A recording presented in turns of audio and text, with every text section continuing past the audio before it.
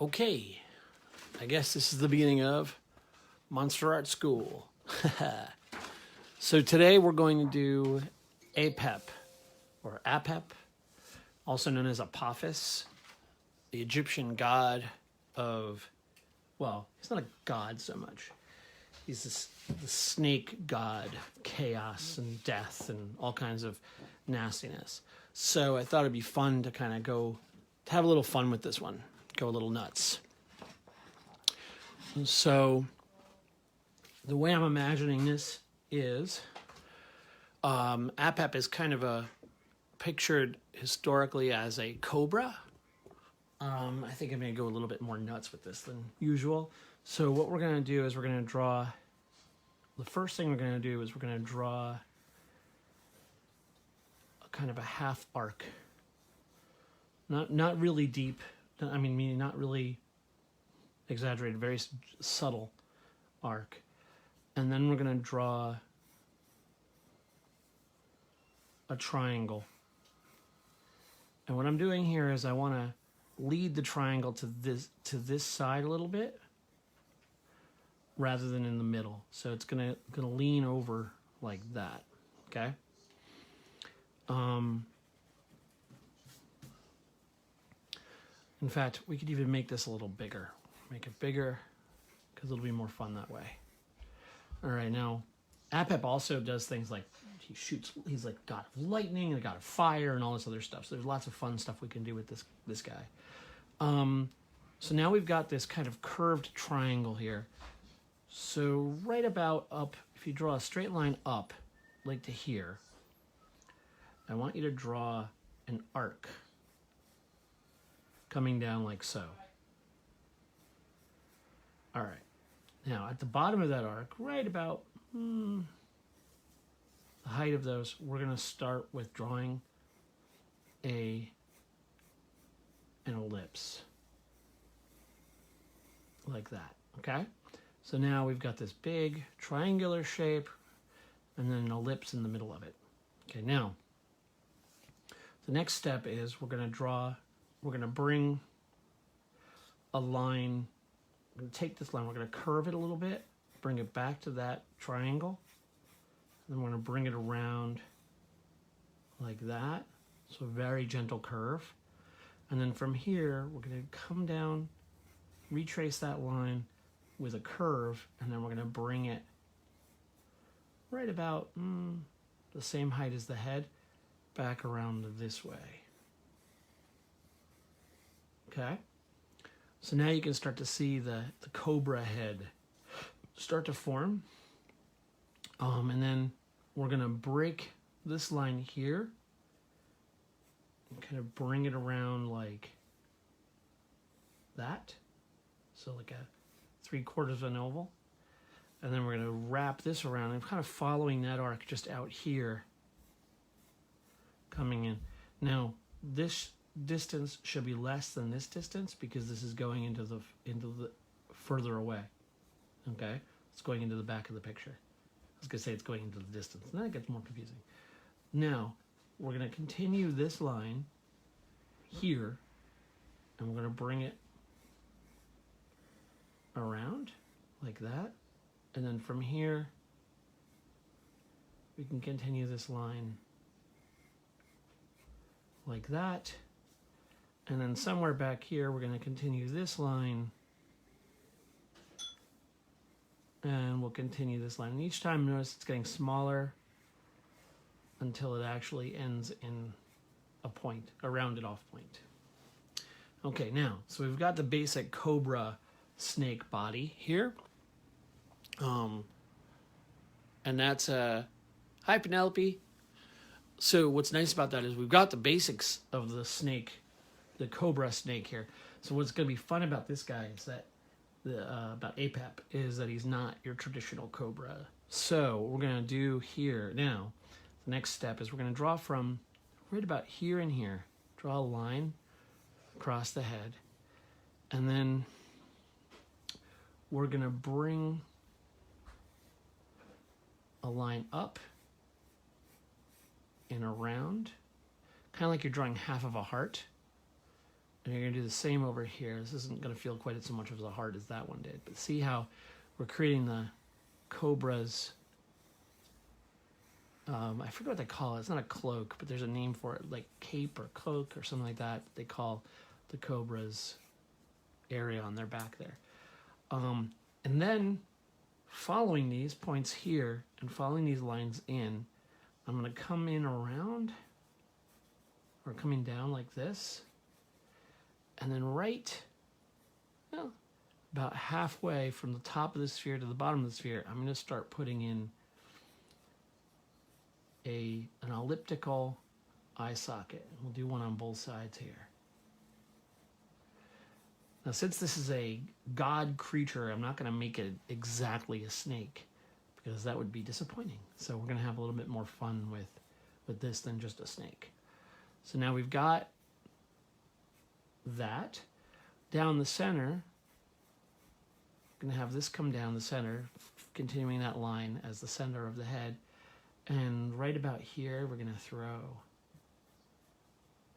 a upside down triangle. And then from this point here where the sphere and that line meet, we're going to draw out like this. And we'll do the same on this side. And then we're going to bring this in and follow that line of the cheekbone of the eye like this. And just see him like that. And then we're going to bring this around like so, and we'll connect that in. So what we should be getting is kind of a freaky skull snake. And now with the teeth, we can put we can use triangles for the two major fangs here, and maybe there's more teeth back here. And then for the bottom jaw, we're going to come in from the cheekbone a little bit like this and come out. We're going to do the same over here. And then we're going to follow that general curve down. And right about here, we're going to throw a lower jaw. And we're going to allow this to come up like so. So this is kind of like a weird snake skull creature. And down here, I'm going to have this jaw be very thin, and we'll have some little fangs in here.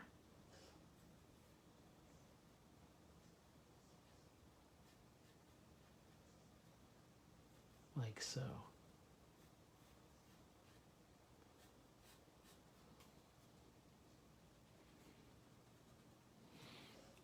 And we can make these fangs feel much more aggressive by throwing the gums in up there, and throwing these teeth like this. Now, the eyes, we want to draw these little kind of rounded triangles here to show kind of the eye, the tear ducts, and then we'll bring these up. You can make this a nice thick black line, and this one a nice thick black line, and bring this up to that point there. We can kind of design this out to be a little bit more kind of design and cartoony. And then here on the nose, we're just going to kind of double up that line a little bit, make it feel a little bit like a skull nose. Now we can just get rid of these extra marks. So you should have something that looks kind of like that. Now, I've seen various versions of Apophis or Apep, and there's a couple different versions where he's got some spines coming off of his back. So, because he isn't just a snake, he's supposed to be a snake monster, so give him some cool spikes. These can just be triangles with a slightly curved top, okay? And then from back here, we can do the same on the back of on the I don't know what you call it, the cowl. That's what it's called, I believe, the cowl of the snake. We can throw more spines back here.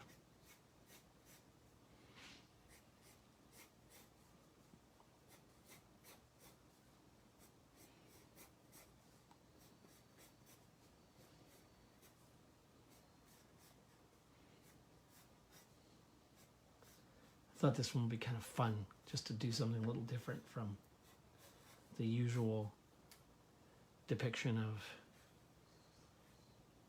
of Apophis or Apep. And we can throw some extra lines in here just to make him look more creepy.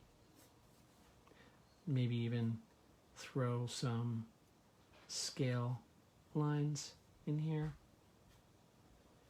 Just little lines to break up areas into scales. Like so.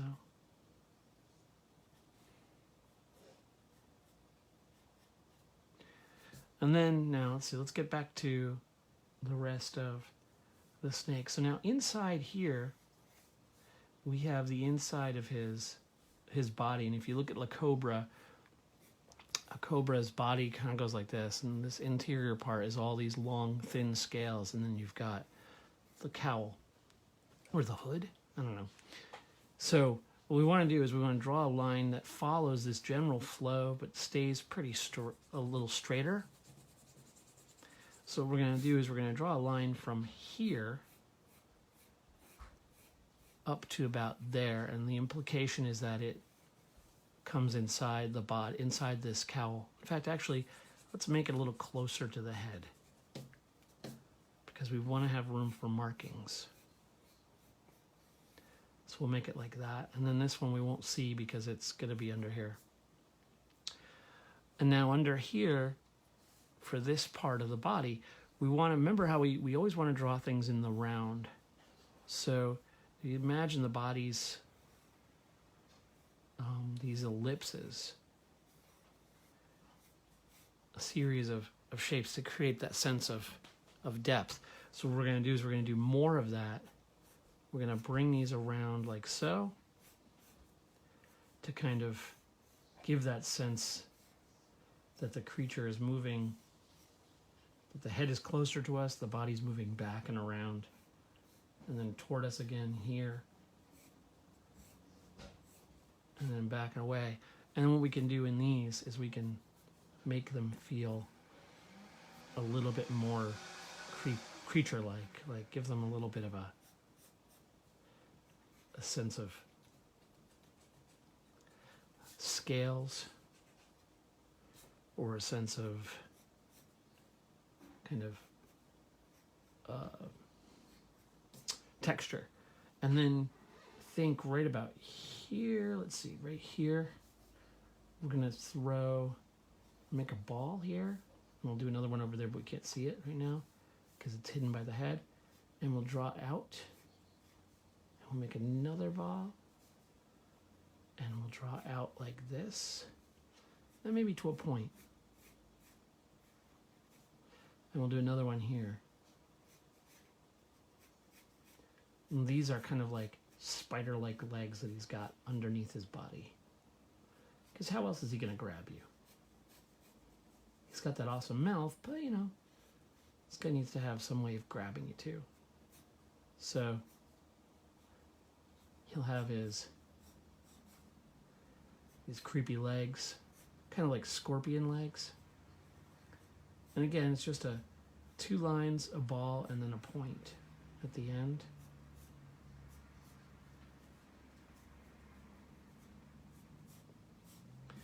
And then we can kind of construct the rest of these ribs coming down. Not ribs, but scales coming down. And what we want to do is we want to make sure that we recognize that these lower scales don't go all the way around the body. They only exist on the bottom of the body. So as this goes away from us, let's draw this line, which is the edge of these scales. Let's bring it down and around and under so we don't see it anymore over here. Whereas on this side, you'll see it pretty much as it goes all the way under, like so. Now, one of the reasons cobras have this cowl area is they have these markings here. And the markings are meant to look like eyes, so that when a predator comes up to a cobra, they see this thing with these two big round marks, and they're not looking into the eyes of the cobra, they're looking at those. So we could make these feel kind of like two eye shapes like this that are behind and marked into its patterning here.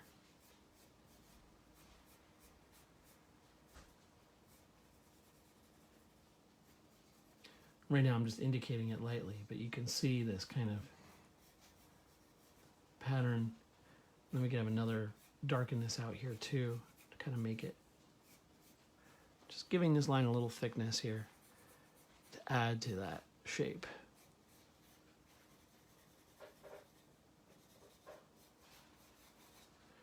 So now let's go throw some more of these spiky scales back here to make it feel that much more threatening and scary. And then we can draw the bottoms where where these long spines meet into the head. So you make them kind of look like we're seeing the side of the scale of the spine as it comes out of its head. Now, let's get to the bottom here.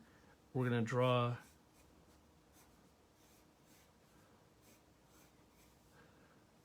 a one line that comes out like this and one line that comes in like this. And this is, again, the bottom of the snake's body. So as we loop around, we're going to see what's going to happen is we're going to see the bottom here, and then the bottom's going to reappear here. And by extension, it's going to reappear over here too, and then disappear again. And then it might reappear back here, but I'm not going to worry about it because it's so far in the back. Now, let's give some cool anatomical features to this. So I'm just going to draw some triangles that kind of come out around these lower bulbs where the legs come out. Bulbs or bony pieces. And then here, if you want, you can make it look like human bones if you want to add like the interlocking pieces here.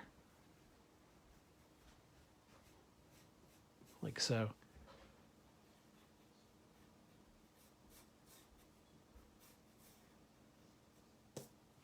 Now,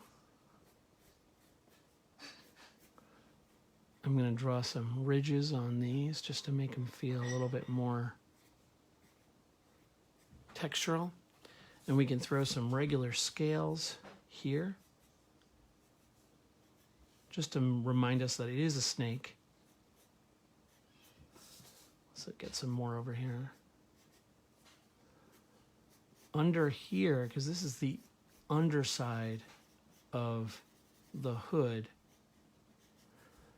we're gonna allow this to get dark, very dark. We can even allow this to get dark here. But I would make this area darker than this area because we want to accentuate the idea that this is a marking, not just a shadow. So the markings I would make as dark as possible, and the shadows I would make a little bit lighter than that. But by shading this area in, we can bring the legs and the head forward, as you can see.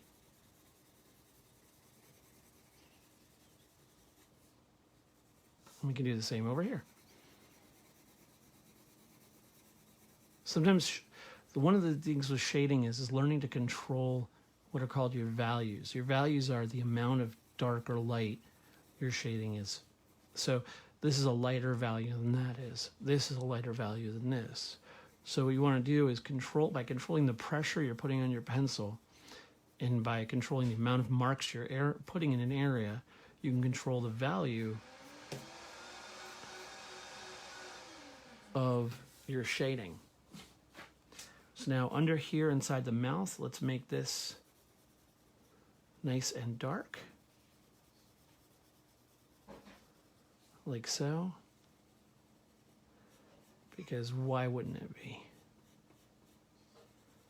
And I would make this even darker than we'll see elsewhere. And then underneath the head, I'm going to draw a shadow just to bring the head out from the rest. There, now the head comes forward a lot. And we can even do things like thicken up the lines on the head, on the edge here. And that should help bring the head forward. I'm not liking this down here because it's getting a little muddy. So this is where I'll go in with my pencil and kind of erase and clarify my lines out. Because right now this looks a little muddy. So we want to fix that. And the way to do it is just to go in with your eraser, be bold, and just kind of pull it out, and then go back in. This is where a good eraser and good paper really come in handy. Like if you've got paper that doesn't erase well, then you can't do this kind of correction. So you want to make sure that your paper can be erased well. And then having a good eraser like this, like these white erasers, tend to be good for getting a good clean erasure. Those red ones that are on most pencils just kind of they're usually not as high quality as the white ones that you can get. And these white ones are not that hard to get your hands on. Like you can get them at Michael's. I think you can even get them at Target.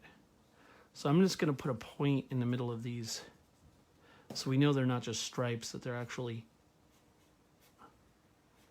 what do you call it? Scales. I don't like that. This should go this way more. I want to make sure that the center of these scales wraps around correctly. So I'll draw a line down the body. And you can see these just kind of went off. And I don't like that. So what we're going to do is I'm going to bring this into here. And as I do that, you'll see they'll line up a little bit more with the direction of the body, which is what I want. And as they get further away from us, I'm going to make them get a little smaller.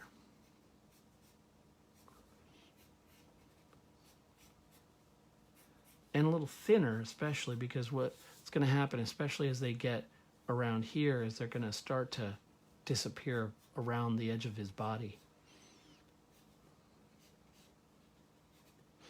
And we'll start to miss that center spot. It'll just become, we'll just be seeing the side as we go down to here.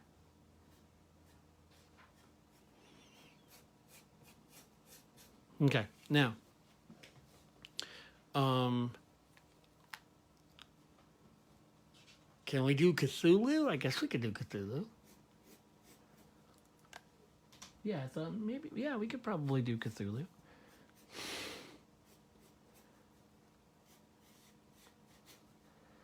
Cthulhu's a funny one because they don't have, the description of Cthulhu is very different from how most people imagine him. Like if you look at sculptures or paintings of Cthulhu, Lovecraft uses the word flabby a lot, which is kind of weird. And I think most people try to draw Cthulhu as this big muscular, humanoid muscular creature. And he makes it specific, saying that his fingers were flabby, which I think is really funny. And it's kind of a different thought on what the creature should be. Anyway, so here's scales. I'm just putting some random, just to kind of give them a sense of the snake body. And remember, always stagger them, so if this one comes to a point here, these ones come to a point between the points. so that you don't end up having them just kind of meet up. You want them to be opposite the points behind them. And that way they overlap. So like this is kind of goes against what I wanted here, and what I just said. So what you want is you want the scale to be here and here. And then the next set of scales will be like this. See, so they create this overlapping system of scales. So now, these legs, you know, one of the weird things about spider legs or insect legs is I never know how they end. There's usually some sort of a tip, like a pointed tip, but it always seems like that's kind of, they taper too much. And I know some of them have barbs on the end. So I think that might be fun to give this guy some barbs on the end. It'll also make him look a little bit more, even more creepy. So right here, we'll just throw a little barb right there, just to kind of make it feel that much more like, ooh, that's not something I want to mess around with. Okay, and now, as we move back on the snake, let's let this get under here and go into a little bit of shadow here, because we don't need to see that. We can start thinking about patterns on the body of the snake. I kind of want to go and look and see what cobra patterns might be, but I don't know if I want to worry about that detail now. But we can, let's get the hood of the cobra in here and get that kind of completed so we can focus on the back here. So remember those lines we drew back here? We're going to recreate those lines again. We're going to bring those kind of stripes here. But notice I'm not using a nice smooth curve. I'm kind of allowing them to have a little bit of a texture, like a three-dimensional texture, just by giving them a little bit of a wiggle to them. And that way they don't feel like they're just a curve. They actually feel like they're three-dimensional. We'll do the same back here. And as we move this way, the tail moves back. We start to get... Now, the top of this looks kind of unfinished, so let's get some more done on that. Let me get my big eraser out.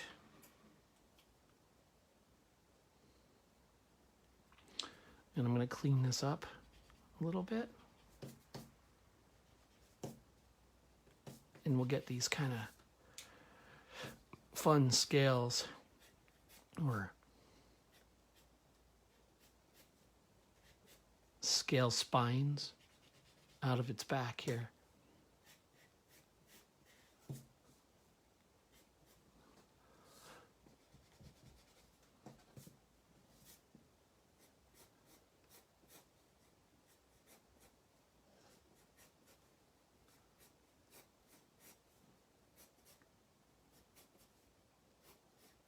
You know, essentially they're just triangles, but I'm overlapping them, allowing them to curve a little bit, giving them a little less, you know, making them a little less perfect triangles and kind of giving them a little bit more of a softer curve, or even in some places a sharper curve. For some reason, just a plain old triangle doesn't feel sharp. It feels much more sharp when you have something that's curved like that with a point. And I think it might be because, I don't know. I don't know why that is, actually. It just kind of does look sharper when it's curved out and there's kind of this sense of depth. So you can throw these little, see these little tick marks. I'm using those to create three-dimensional volume to them without doing a lot of shading. You can just do these little tick marks just to show where objects recede into the darkness. So we'll throw some tick marks here, we'll throw here. Or not even recede into the darkness, sometimes just recede away from our view. So as things get further away from our view, we throw these marks on just to kind of give a sense of volume and depth and a little bit of shading.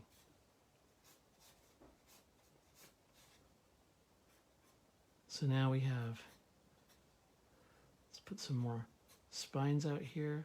Not spines, scales back here. And with these, I'm just going to kind of give them,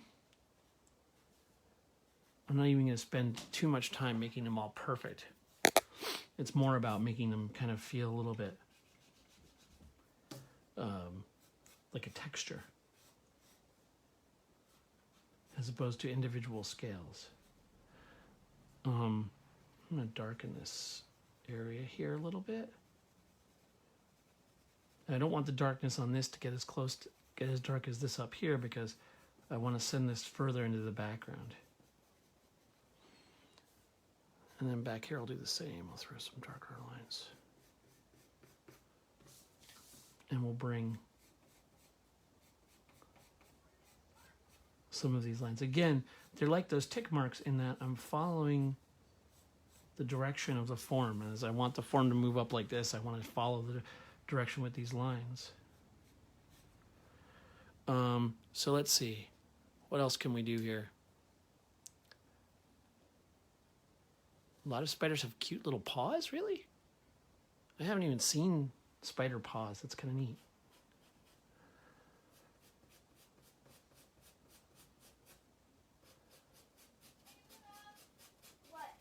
So,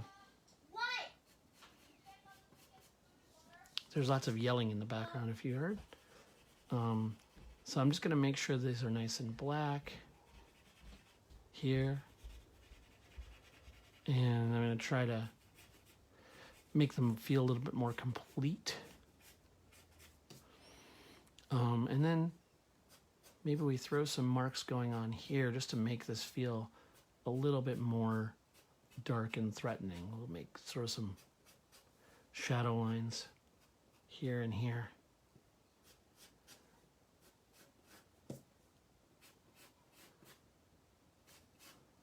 Like so, and you can make some more patterns in here if you want. You can throw some other anatomical fake anatomy pieces on here.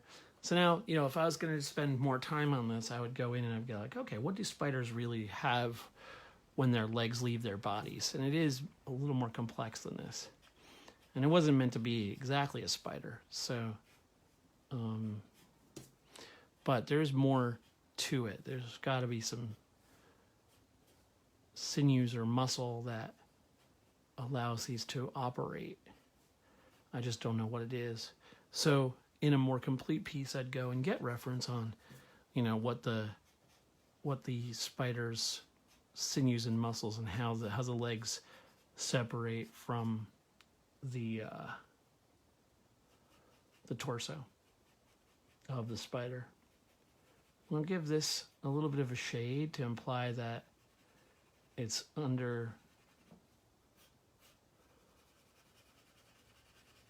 it's away from what we're seeing and that the body is overlapping it. I'll put a little shadow here just to show that this line is casting a shadow over the body. That's his cheekbone casting a shadow over there. And then I think we're pretty close to done. I know Penelope wants to ink. How much time do we have? I'm not sure I have enough time to do any inking today. I have to get back to work. But let me check.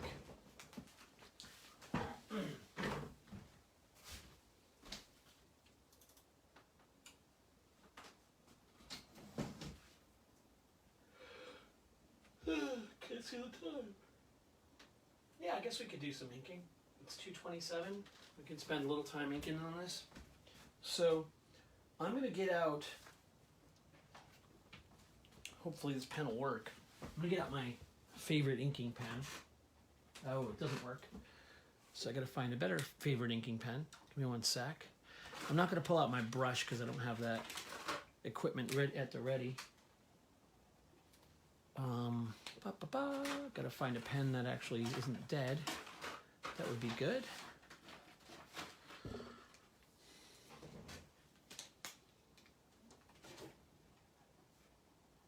Looks like it might work. How about this one? Yeah, that'll work. Okay. Somehow between these pens I'll have enough ink. So what I'm going to do is I'm going to go in. The first step of inking that I always end up doing is kind of reestablishing lines. So you always want to be able to reestablish the lines that you've drawn. So the first thing I'm going to do is I'm going to go through and I'm going to kind of recreate the lines. Now this is the part where some inkers are called tracers. But what I'm going to do is I'm going to recreate the lines where I need them and not necessarily where I've already got them. So some of these lines are unnecessary, meaning like the tops of these teeth don't necessarily need to be there. They just need to be implied. So often inking is kind of making decisions about what's important or what's not from the original pencil drawing. Which can be frustrating if you're the pencil artist and someone else is inking your work and you're like, wait, I thought that was important and they didn't. So here, I'm going to create this into more of a design here. I'm going to bring these lines up, come out. And what I'm trying to do right now is just make sure that whatever lines I'm drawing are fairly the same width, although I just broke that rule there. Fairly the same width around. So I don't want to get too involved in line weight difference, because what I want to do is, this part is just analyzing the drawing and going through and saying, okay, where do I need a thicker line? Where do I not need a thicker line? And thicker and thinner lines really, the thinner and thicker lines really dictate volume in your drawing. So if you do this part right, you'll basically have the basic structure of your drawing, and then it becomes time to go in and kind of recreate your drawing, or not even recreate, but create anew with the ink. So again, just keeping my lines pretty much the same. And you can do this with like a ballpoint. You can do this with a roller pen. This part is just simply getting those lines in. If you're more official inking, you can use a quill pen or a brush like I often do. But in this case, I'm just using this fun Tombow pen. And what's really interesting is you'll find, especially like if you use a ballpoint, the pens really respond to the pressure you place on them. So you have to be very exacting about how much or how little pressure you put on the pen as you're drawing. I don't like that. That's what I call a tangent. I'm going to have to fix that later. And I'll explain what I mean by tangent in a minute. So now here we're going to recreate these lines.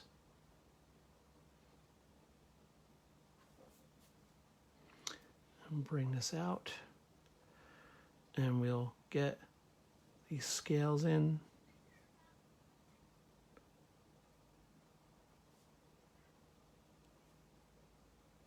See, my problem is that when I start inking, the reason I don't ink other people is when I start inking, I draw more.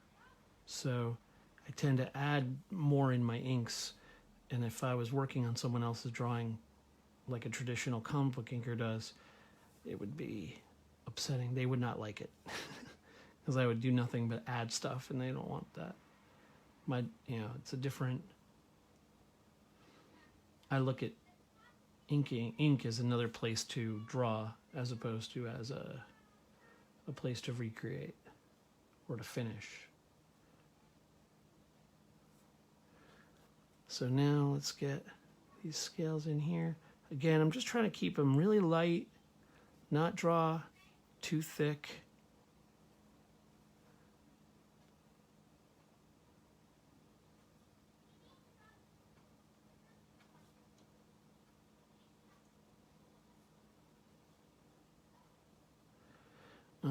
Let's see, get these lines in here.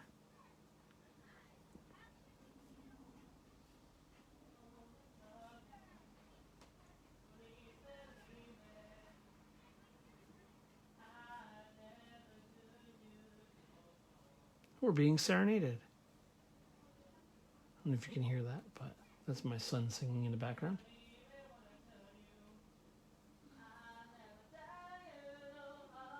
He doesn't know he's being recorded. Ha ha ha. So with these, what I'm going to do is I'm going to give them a little bit more, so they're not quite just plain old triangles. I'm going to give them a little bit more depth by changing the line a little bit. Ooh, that's not a good spot. So what I'm going to do is I'm going to bring this up past there, and I'll do the same with this one, because it's bad when you have this. If this ended right at that point, that would be another tangent. So for this one here, I'm going to bring this in. You'll see later on how much that difference that makes. So now I'm going to finish this off. So what a tangent is a place where two lines from things that are, one's supposed to be in the foreground, one thing's supposed to be in the background, meet. And if they meet, they suddenly lose that foreground background, and they kind of join forces to become one new thing. And so if this line had come into this spine, which is in the foreground, would suddenly become part of that spine that's in the background. So I have to kind of be aware of where I'm, how I'm ending lines. So by having this cross, I end up having this in front of that.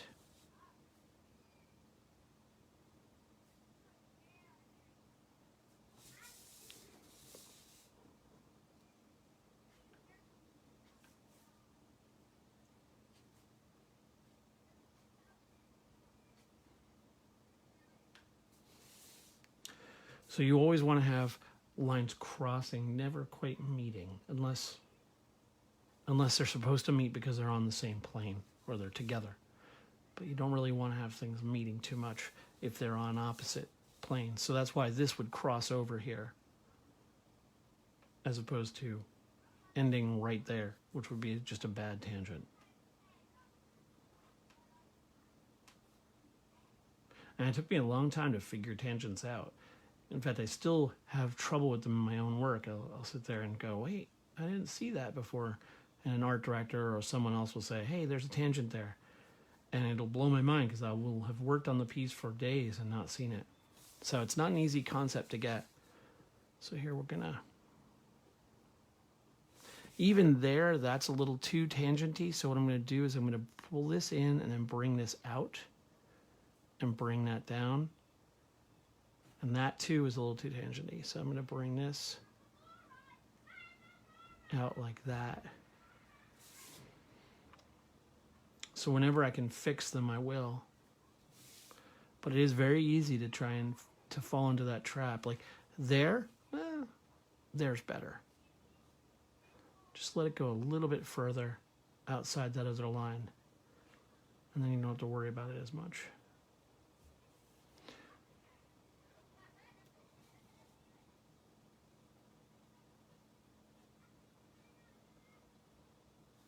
So now, still trying to keep my lines fairly simple. It's hard to do because my instinct is just start going crazy on these lines. But for purposes of demonstration, I'm trying to keep it simple. I'm going to draw these kind of shapes in here to kind of give the sense of where the arms come out. And we'll get these scales in here. Belly scales, I guess they are.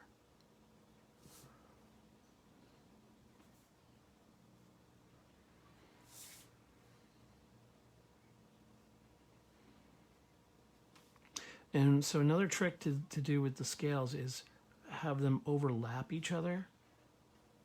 So if I did one straight line, they don't feel quite like they're overlapping. But if I do lines that are broken up here, they feel like they overlap each other.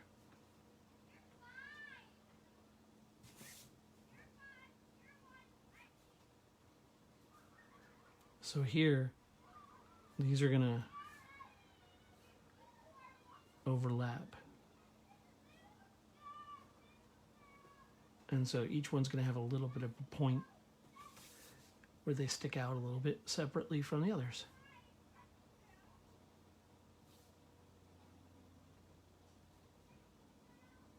And as you can see, I have trouble sticking to my line sometimes. I just want to fix things. So as I go, I just kind of change the drawing a little bit. So it's kind of an instinctual thing at this point where I just kind of naturally do it.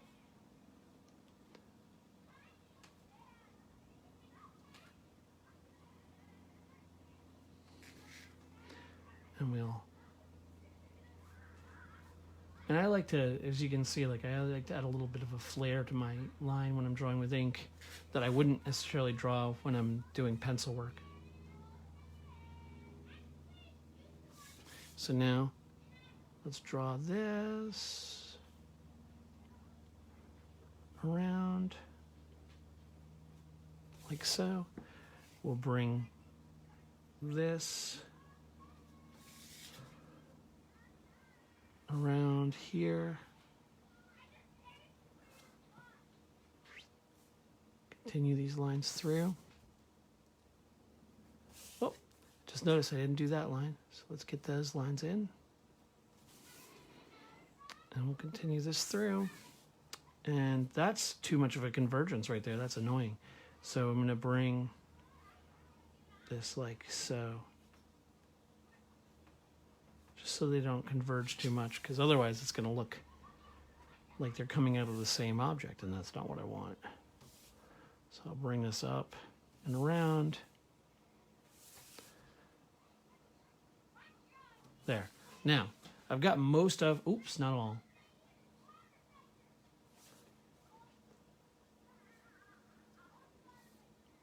Any opportunity I have to break a line, I will. It always makes the drawing more interesting. So now I've got most of the structural lines in. Let's get these in here. And then what I'm going to start doing is I'm going to erase the pencil out. So once I have the structural lines in, I start erasing the pencil out. And then I can start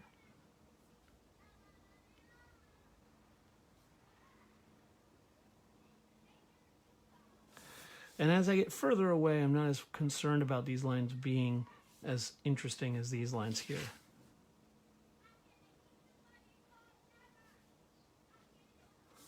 There. Okay, now, let's get in the markings underneath him first, so we know that they're going to be absolutely black.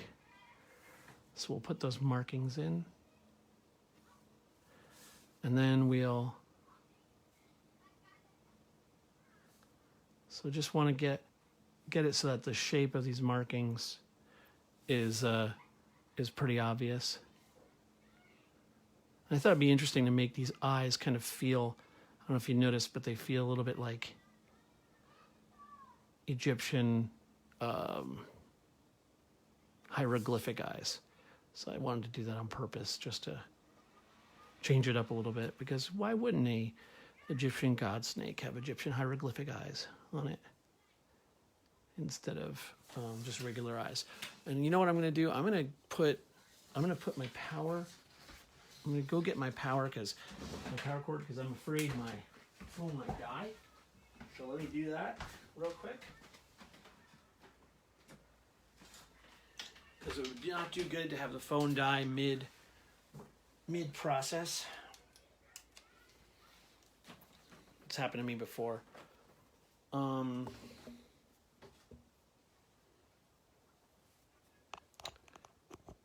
Yeah, I go on talking tangents all the time, but not art tangents. You don't want those. So now that we've got this pretty much drawn in, the next step is to start erasing. And what you're going to see is the lines are going to get a lot simpler once I've finished erasing it.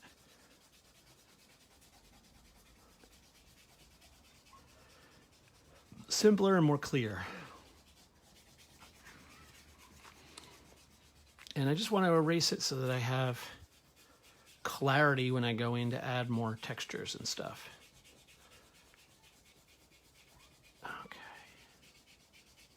And as I'm erasing, I'm also going, okay, I can see where I need to add more texture and less texture and take away. So I want to keep in mind, before I get too far, I want to remember that I want to keep that shadow from his head so here. So I'm going to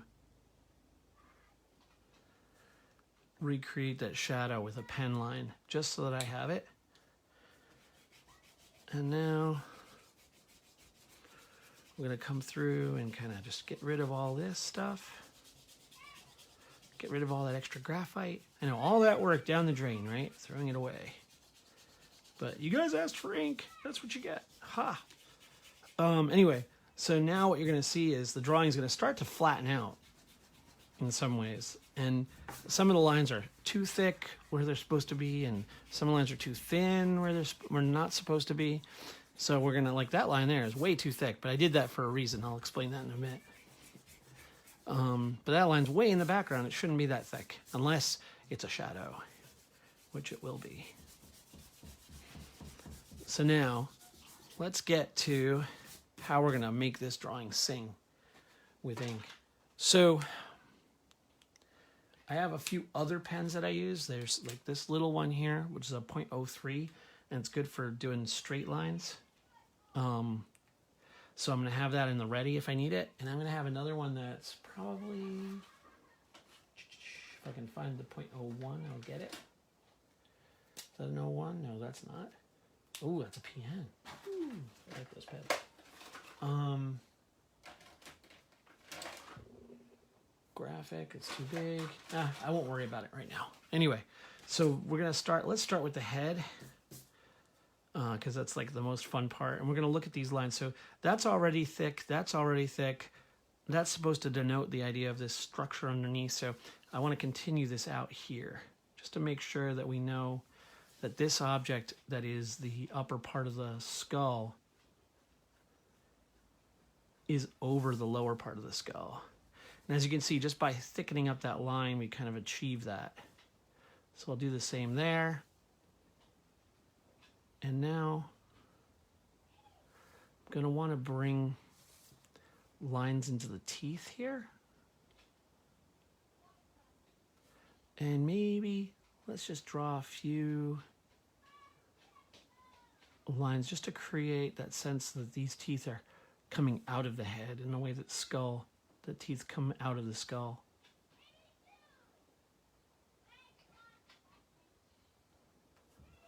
And so maybe we'll throw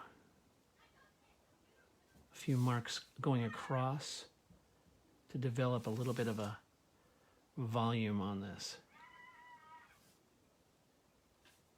And again, we'll darken the lines underneath the scales. Now for the eye, I'm kind of going for a graphic stylization on the eye, but it'll be fun to throw a little bit of three-dimensional volume in there too. So we get the graphic stylization of the eyelash kind of object and the tear duct, but then we can throw a little bit down under here just to give it a sense of, ooh, it's three-dimensional, not just two-dimensional. And let's get these teeth a little darker and heavier here. You can see just making these lines a little thicker can really bring these objects up into the foreground. And I'm thickening these lines because I want them to sink behind these areas up here. And in here, what I can do is, whoa, I can drop my pencil. Ow, poke myself, poke my finger. I can get that .03 mark pen. Hopefully it's thin enough, it may not be. And just kind of do some marks in there just to separate that area off into the back. And I'm going to do the same here. So that area feels like it's behind. Now, this is the inside of the mouth here. So I'm going to give a, oh, I damaged it. I dropped it and poked it with my finger. Okay, hopefully it's back. I'm going to draw the inside of the mouth, a thin line like that. And then I'm going to darken the corner back here. I'll darken that corner back there and bring this out to here. And then in here, I'm going to do that, like basically give it like a shadow there, and then I'm going to come here and do a shadow in there to kind of give the impression of the interior of the mouth. And then I'll bring this in like this. And to make that feel like deep inside, I'll thicken these lines on the teeth, and then we'll get some shading in there. Now, I really want this to feel like it's behind the nose and come forward a little bit. So I'll do some nose cracks like so. They're really just little triangles. And then I'm going to use some thin rendering lines to make the feeling of the tip of the top of the nose, or where that would be the bridge of the nose. And then up here,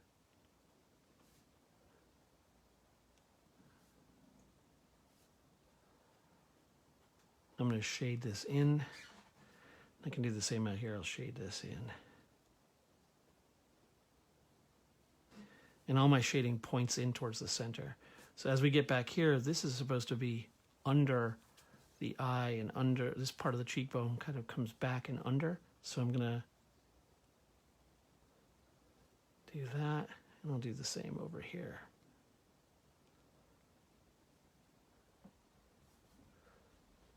So you should get something that kind of looks like that. Now let's get this lower jaw in. So I'm going to accentuate the angle, this point on the lower jaw on both sides, just to make it feel like it comes out a little bit further. And bring it down here. And in here we can throw a little bit of texture. Not a lot because there's not much space there. But down here we can put some lines that go like so. And now this area here is underneath the hood. So we'll let that go to dark. This area here, if I want to give something a three-dimensional appearance, I need to show that there's a area where the light transitions. That's what that's going to be there. So I'll do the same on this. So where we transition from areas in the light to areas in the shadow, we can do something like that. And like this. And that'll make that feel like it's three-dimensional. And we'll do the same here. We'll just kind of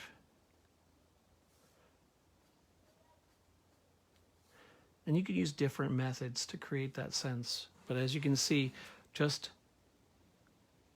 these marks give us the sense of moving across the form. And I'll do the same here. But since the light's coming from here, I'm going to, I guess it's coming from there, I'm going to use the tick marks on this side. So now, on all of these scales, I want to have one side be darker than the other. So I'm just going to give slight shadow to one side versus the other.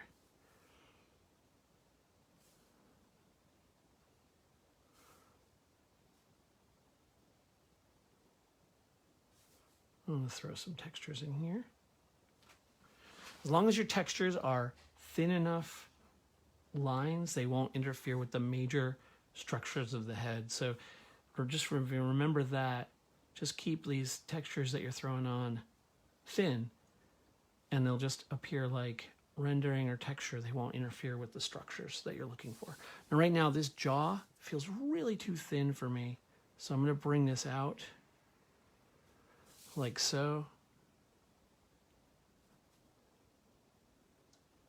and really accentuate that dark line there, so that when I render underneath here, when I do the shadows, you'll see what's going to happen here. So I'm going to make the shadow, because I don't want the shadow to be as dark as that. So what I'm going to do is I'm going to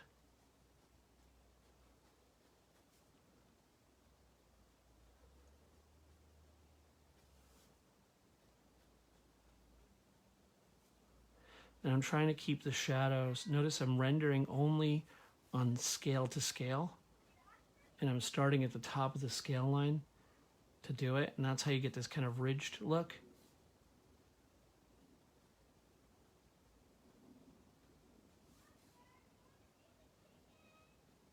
And you can darken these lines a little bit underneath, like so. There. So now we've got the head.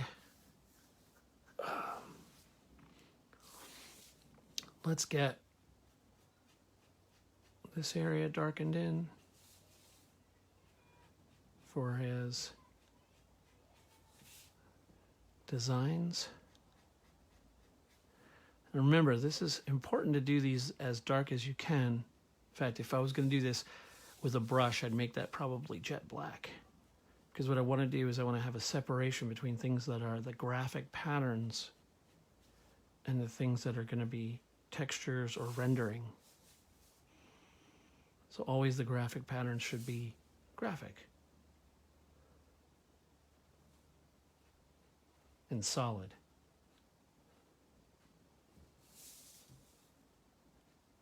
The only time that doesn't really work is if you're trying to do like a very realistic picture.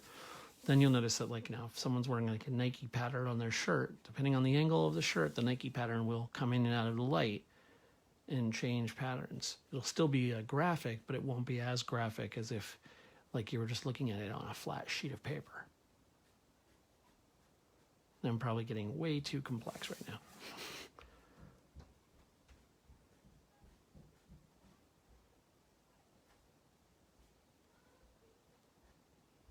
So I'm just using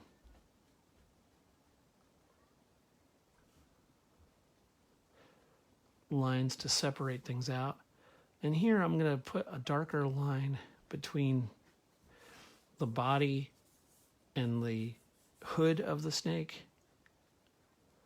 just so that I can see the difference there. And you'll see, like, just by doing that darker line, it kind of gives more depth to the body.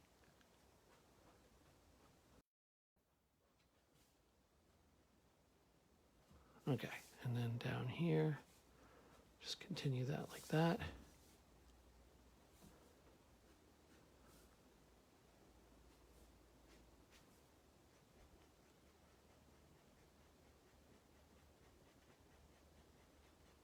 Now the direction of your lines can sometimes make a difference to how it looks on the picture, but generally when you're just doing a graphic like that, it doesn't matter as much. But when you're trying to, like right now, I'm going to start doing the shading on that, and that's where it's going to be important, because I want the lines to feel like they flow across the form. So any lines I'm going to put on this now are going to feel like they go over and around the form. So if you notice, these lines are all going to feel like they're going with the form here. And so these ones are going to feel like they're going down and out that way. So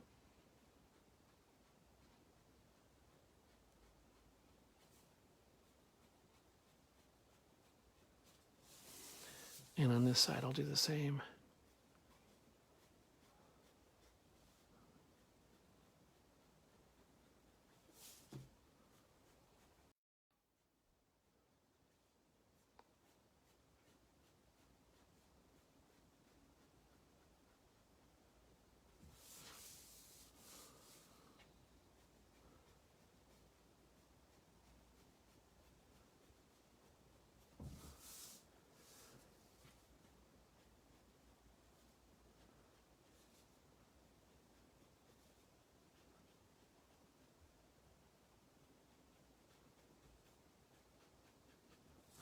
So you can bring this out around there.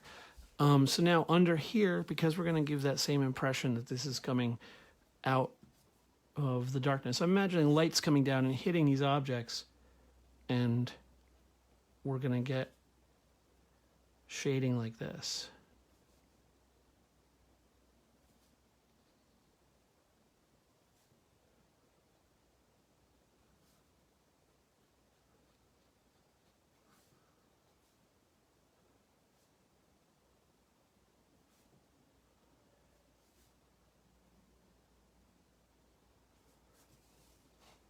And you'll start to see I'm adding these like texture lines, these little tick marks that kind of denote texture.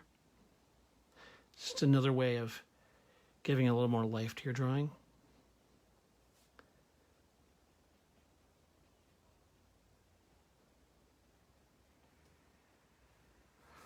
Now these legs here, kind of want them to feel like they're on the far side of the body, but I also want them to feel shiny. So the way to affect that look is I'm going to do a shadow in the core of the leg, meaning the center, like so, and allow for the idea that there's a reflection in the shadow. And the bigger the reflection in a shadow is, the more reflective a surface appears to be. So by leaving that area out, it gives it a sense that there's a reflection on there. The only problem is it's going to start looking exactly the same on top and bottom. So the way to handle that is just to put a little bit of texture below. And then it still has that open sense with the shininess, but then it also has the sense of it being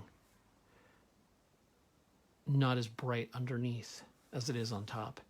You can always throw in some tick marks here just to make it feel a little bit more three-dimensional. You can do that up here too if you want. Sometimes just breaking the pattern up a little bit of lines can make your drawing have a little bit more life to it. I'm going to do the same thing here. So I'll have the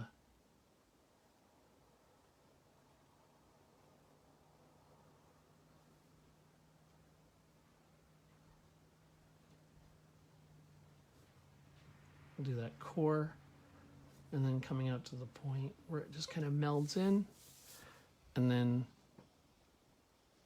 give a little bit of that texture in there. And we can make sure that these feel like spines on the legs. Okay. Blah. I'm going to put some more marks here just to make that feel a little bit less abrupt when it goes from light to dark. Maybe a little more there. And maybe some more just to kind of lower the abruptness of that. And then so if we're looking at this creature, as it comes over here, you're going to start to see this section go into the dark now. So whereas this part is covered by this head of the body here, this part is blocked by the entire body. So this is going to get darker over here. And all of this is going to get darker too.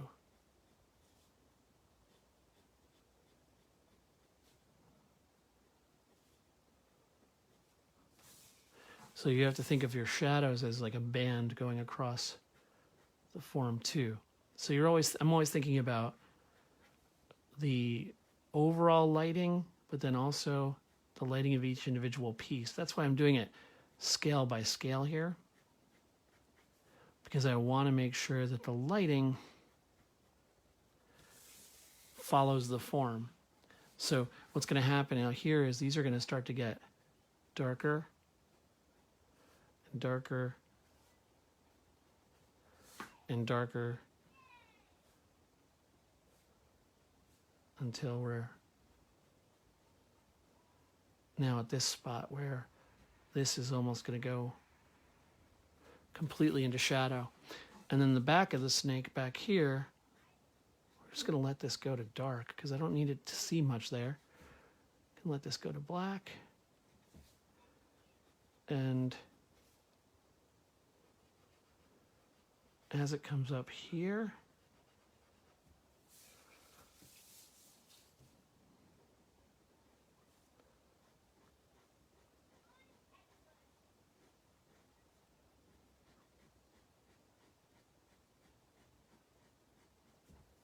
we're getting the impression of the top side of the snake here. So that means I'm also going to make this go to dark too.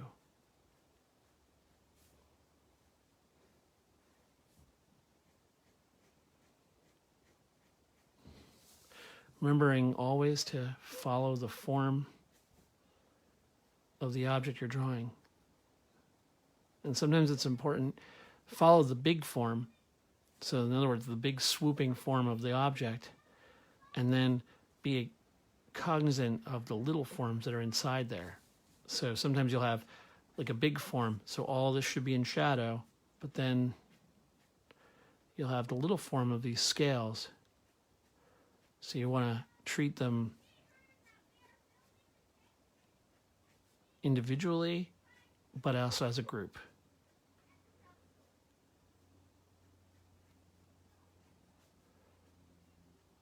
See? So now there's that impression of it being both individual spines, but also they're treated as a group. So they all are working together in a shadow form.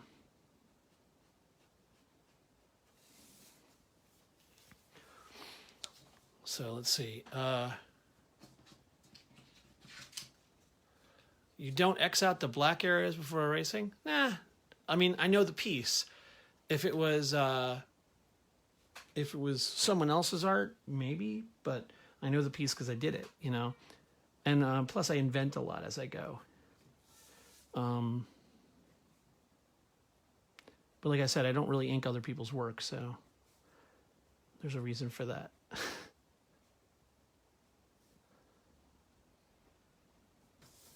So these are just textures. These are just shading here to give the impression that this is a three-dimensional rounded form as opposed to just a flat two-dimensional form.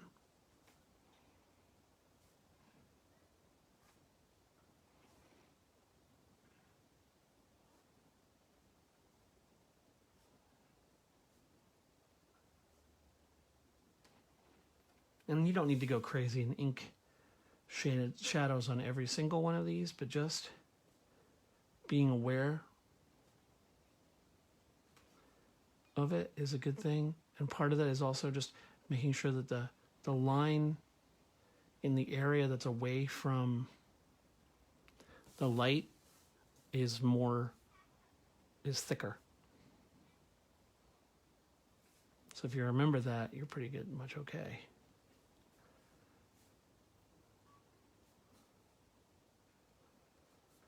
So now you can see his head is kind of coming up forward. This in here bothers me. So I'm going to give this a little bit of a texture.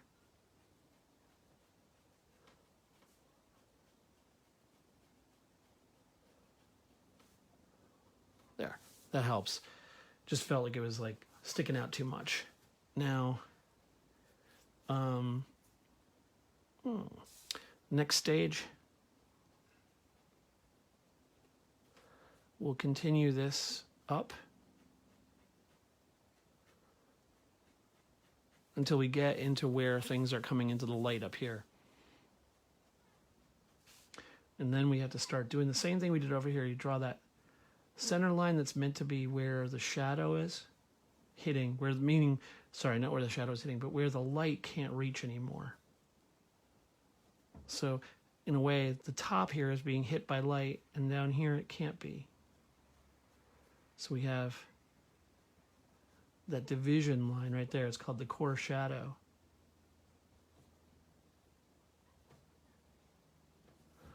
Which will act to give us that three-dimensional quality. And then we can always do things like on the ends here, the idea that there's color markings on the ends. So we can give them a little bit of dark out there just for fun. Kind of makes them look a little bit more menacing and ominous.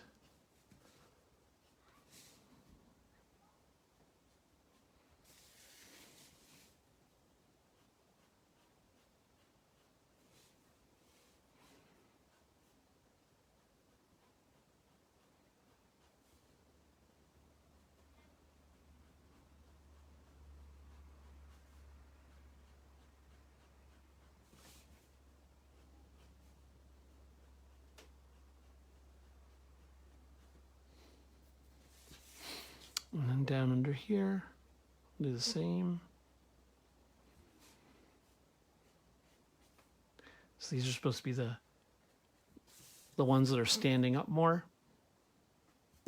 So I'll give them that three-dimensional treatment that I was talking about.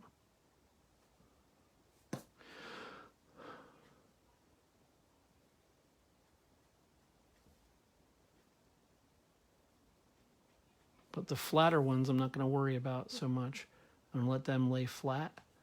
And the way that's going to be different is you're going to get that sense that I can throw a little bit of just a flat texture of shadow over top of all of them, which will make them feel like they're laying down as opposed to sticking up.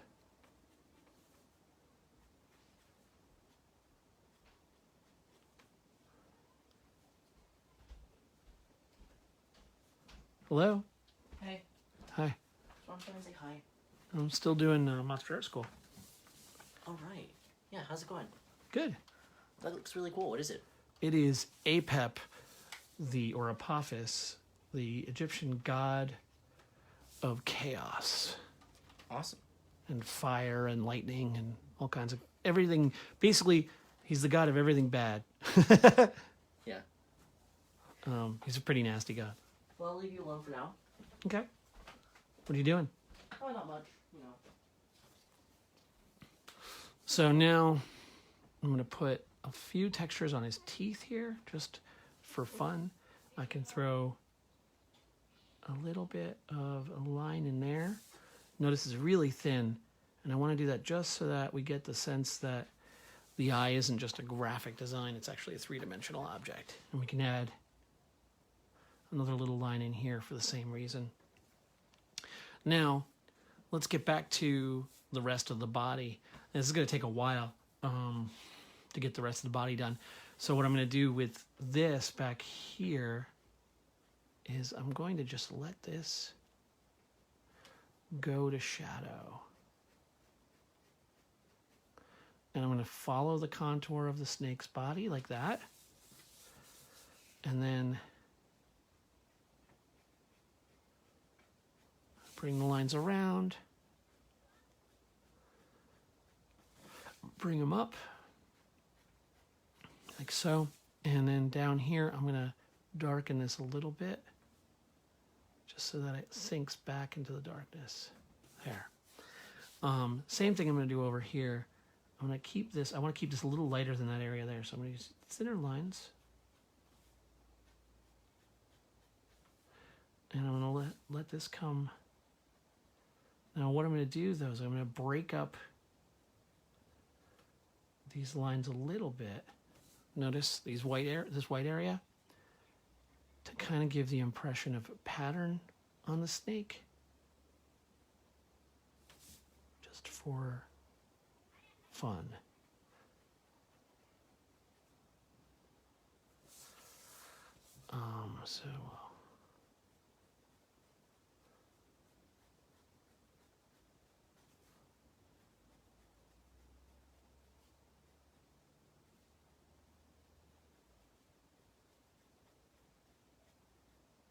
And if you want to leave right here, leave a little bit of white space and just darken that line there. You'll get the impression of a shine on the side of the snake.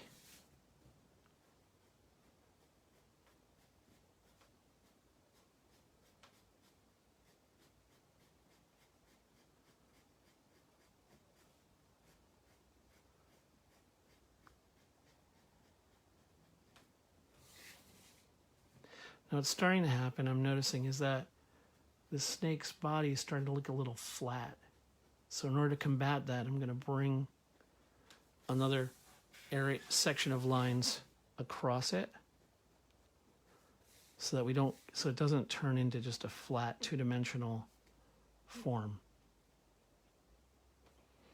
Like so.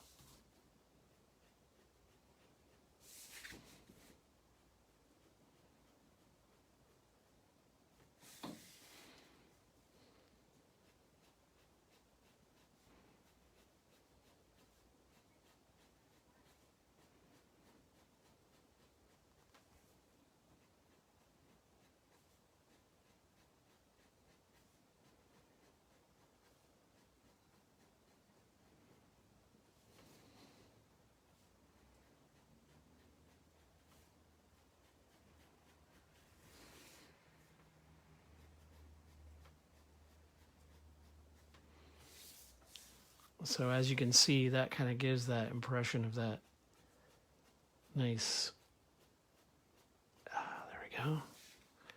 The texture's moving back. This gives you that kind of glare or sheen on the edge. Just an indication. We don't need to be crazy about it. Just to give it a slight indication of the fact that there is some shine to his scales. I was going to say skin, it came out.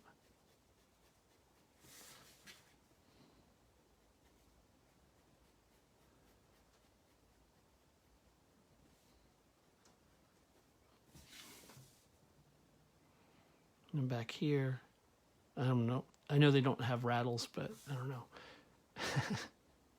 Just kind of neat to throw that there. Now these legs are in the foreground here. Actually, one thing I'm going to do is I'm going to connect this here. I'm going to let this all go to shadow. And I'm going to make this the darkest area on the form where the object starts to turn into darkness. So now you can see that that's creating the shadow on the body right there. You can do the same down here and through. So now this becomes the three-dimensional, the thing that gives us the 3 dimensions. That's that core shadow. And then down here, these are those lighter underbelly scales. So they can actually be lighter than the core shadow to imply that there's light bouncing into them. I'm less concerned about these being individuals as the ones on the front of the body, so I'm not going to worry so much about that.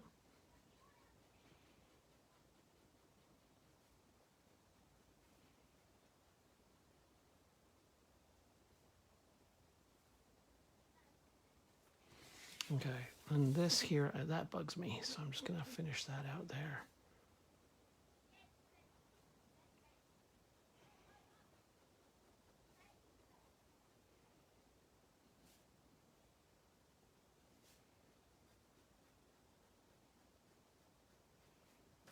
Like so. I know, I'm going nuts here. Anyway. Sometimes just a mere indication of 3-dimensional lines can help, or crossing lines. And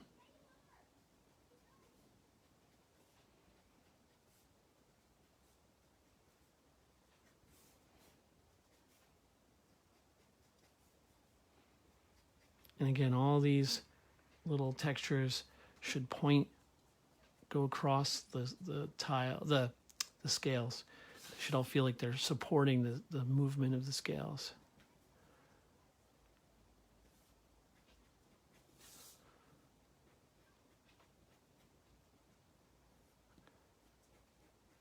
Here we go.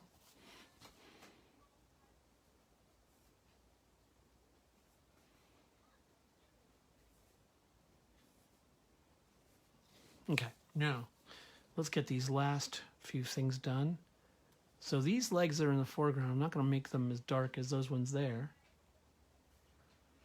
So what I'm going to do is I'm going to give them a shadow here. And then I'll do another shadow there. And we'll bring I'll do the same on this. And notice because the shadow is a long line and we're leaving this light line, it breaks that tail back there, which keeps it from melding into the tail.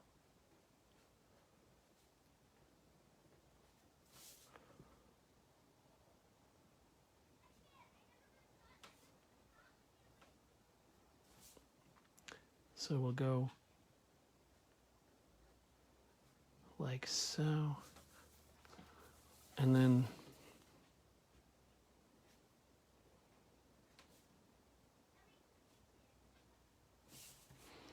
draw. Remember, if you're trying to make something feel like it's moving toward us, draw over and around it. And that'll give you that impression. So that's why I'm drawing these lines going around the object as opposed to down it or flat across it, right? I can draw some lines coming down, but I want to make sure that there's a sense that they're going around too.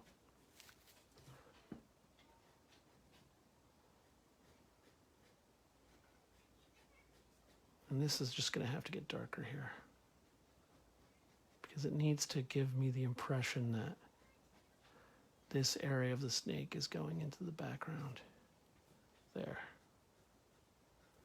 Like so. Whoa.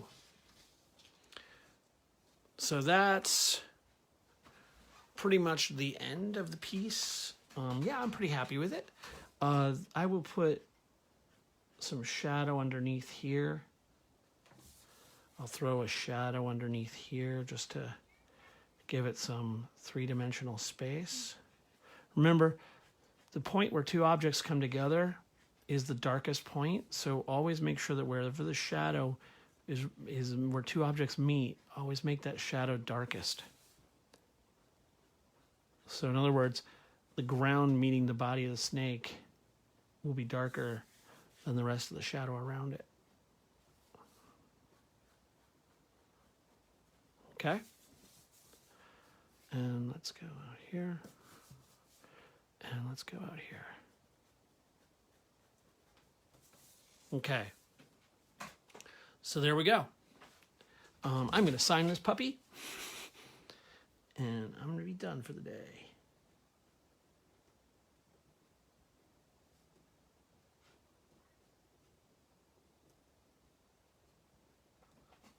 There you go. Have a great day, guys. And I hope you had fun drawing with me. I'd love to see some of those ink drawings, so if you want to post them up, that'd be great. And I will see you next week. Bye-bye. Oh, remember, I still haven't really done much on my YouTube channel or anything like that, but if you guys want to help by sharing this as much as possible with people who are home from COVID, that'd be great. Thank you. See you later, everyone.